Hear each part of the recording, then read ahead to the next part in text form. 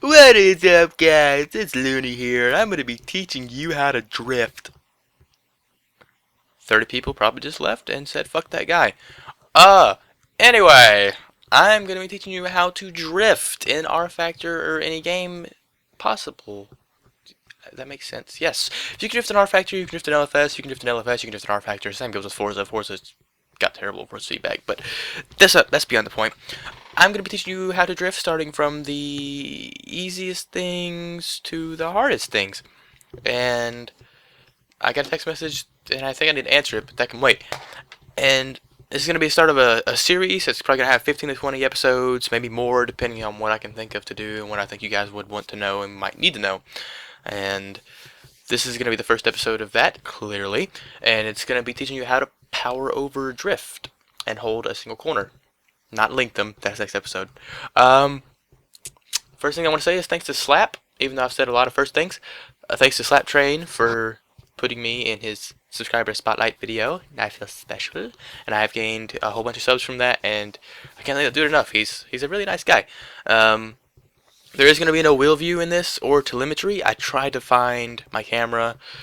It disappeared. I have no fucking idea where it went. And the telemetry, I tried to find a telemetry add-on mod thing, but I couldn't find one.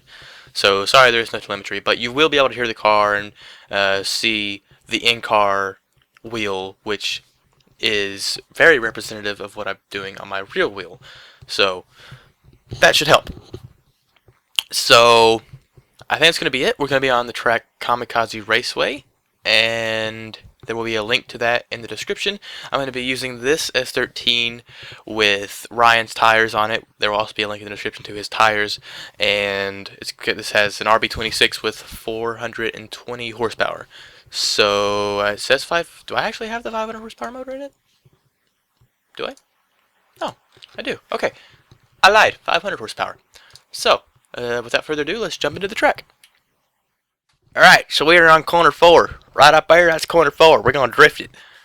How are we going to drift it? We're going to power over drift it. Because it's easy. Power over drifting is very easy. Now, let me go get this out of the way. I'm going to be doing a couple different camera angles, so don't need to worry about that. As I said, it's corner 4. You go around the first 3 corners, and it's going to be after a straightaway. Power overing is very easy. It's not hard. Really, it's just about how and when you get on the gas and how much you turn in. So to power over, you're going to turn in a little bit, floor the gas, it's going to kick the car sideways, you get off the gas, and then you kind of pedal it through the corner. It's really that simple. If you're a good drifter and you know what you're doing, or if you're not a really good drifter but you know what you're doing and you can drift, get off this video. This is for people that are just learning. Go like watch porn or something, I don't know.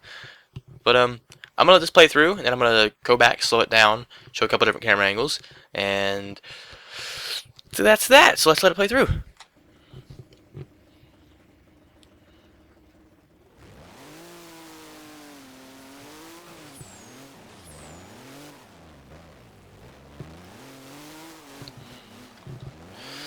Right.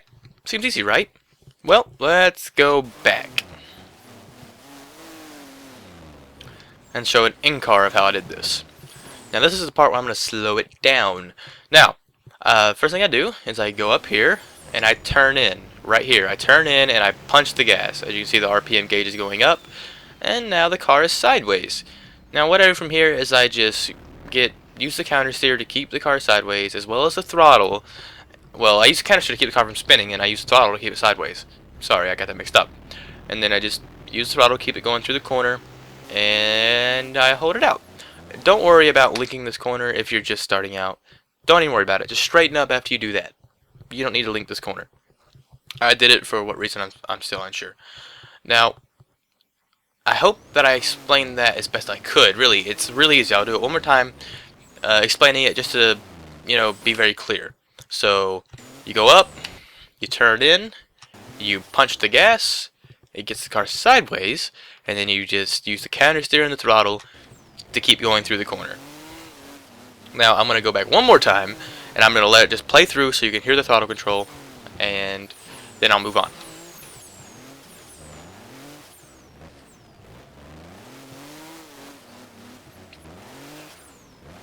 Right, now there are some ways you can mess this up.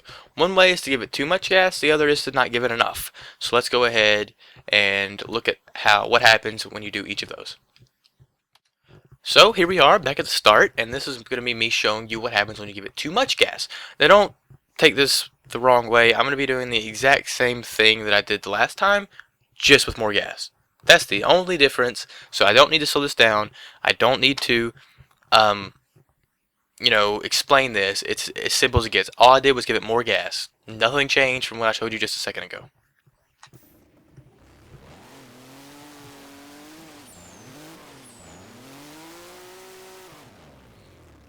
So, as you can hear and probably see, I just gave it way too much gas, and now I'm all the way out here in the grass, and that's what happens when you give it too much gas. So, now we move on to what happens when you don't give it enough. Once again, we are back here. I am doing nothing different, but just not giving it enough gas, so I'm just off the gas more. Nothing changed. It's just how I do the throttle control. That's the only, well, something did change, of course, throttle control, but that's the only thing that changed.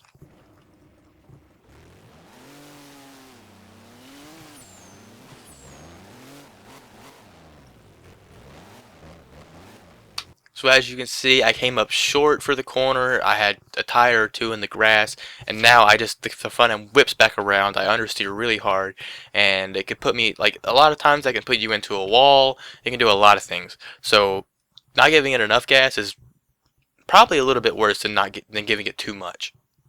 Or, well, it depends on how the corner is. If there's a wall, then it could be bad both ways. So, yeah. Either way is bad. To do it right, you just got to get that in-between spot on throttle control. You got to give it enough, but not too much, but you can't give it not enough. You got to get it in between. And once you get that, this should be really easy. So now we're going to go back. I'm going to do 2 runs showing you correctly again. I'm not going to slow them down because I don't think it's necessary, but I will do in-car so you guys can see how the wheel movements are. Again, you can see the throttle and everything. I mean, it's just really not hard, guys. I'm going to speed this up because for some reason I go all the way down here. If you're new to drifting, like if you just started out, then, oh, let me go ahead and say this. Keyboard drifters, it's different. I'm on a wheel, so I don't know about keyboard. I don't do that. I don't know how that works. But, this is for wheels. I'll probably put that in the description or something. So, yeah. I hope this helps you guys, wheel drifters who are just trying to start out and learn. Like, yeah. Okay, so I'm gonna let this play through and keep talking. But if you just started out and you're trying to learn, this is a great place to start. You know, do this on a couple different corners. Maybe not just this one, but maybe do it on this next one up here. And don't worry about linking these corners. I'm gonna have another video on that. It's gonna be the next episode. The next episode is gonna be on linking corners. Like you can do it on this straightaway, power over up here into this corner. There's many different things you can do. But I'm gonna let this run play out. And that's when the video is going to end. But if you guys did like the video, please be sure to leave it a like. Leave a comment if you have any questions. Leave a comment telling me what you thought. Subscribe if you want to see more of this, because I'm going to go from the easiest to the hardest, like I said. And I'm hopefully going to go as in depth as I possibly can. If there's anything I left out, be sure to tell me in the comments. I'll put it in the description. So, I think it's going to do it for this episode. Thank you guys for watching, and I'll see you later.